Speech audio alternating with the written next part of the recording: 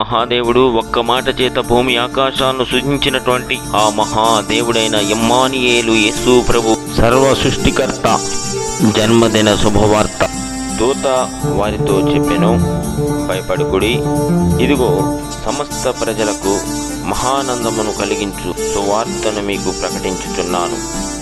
ఈ దినమున దావీదు పట్టణమందు మీకు రక్షకుడు పుట్టెను, ఆయన క్రీస్తు ప్రభు.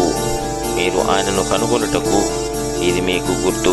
బట్టలతో చుట్టబడి తొట్టిలో పడియుండును.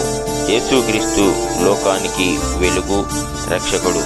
ఆనంద సువార్తకు చీకటి అంటే పాపం నుంచి వెలుగులోనికి నడిపించేందుకు ఆయన ఈ లోకమునకు వచ్చాడు. నన్ను విశ్వసించువాడు చీకటిలో ఉండకుండునట్లు నేను లోకమునకు వెలుగుగా వచ్చితిని.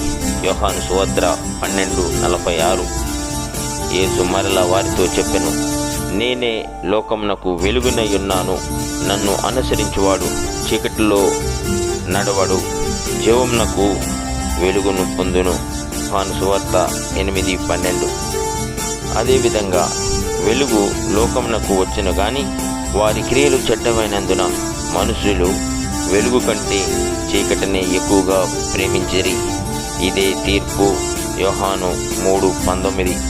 జన్మించినటువంటి ఆ శిశువు ఎవరైతే యేసుక్రీస్తు వారిని తమ హృదయంలోనికి చేర్చుకొని పశ్చాత్తాప హృదయంతో పాపాన్ని ఒప్పుకొని క్రీస్తును తన సొంత రక్షకుడిగా హృదయంలోనికి ఆహ్వానిస్తే నిత్య జీవానికి మనకి మార్గం లభిస్తుంది.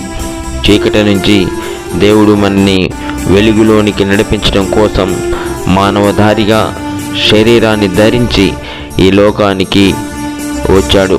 మనిషిగా ఎలా జీవించాలో 33.5 సంవత్సరాలు ఈ లోకంలో ఆయన జీవించి క్రీస్తు మార్గంలో సద్మార్గంలో మనందరినీ నడిపించడం కోసం ఆయన జీవితాన్ని మనకి ఆదర్శంగా ఉంచి లోకాన్ని విడిచి వెళ్ళాడు.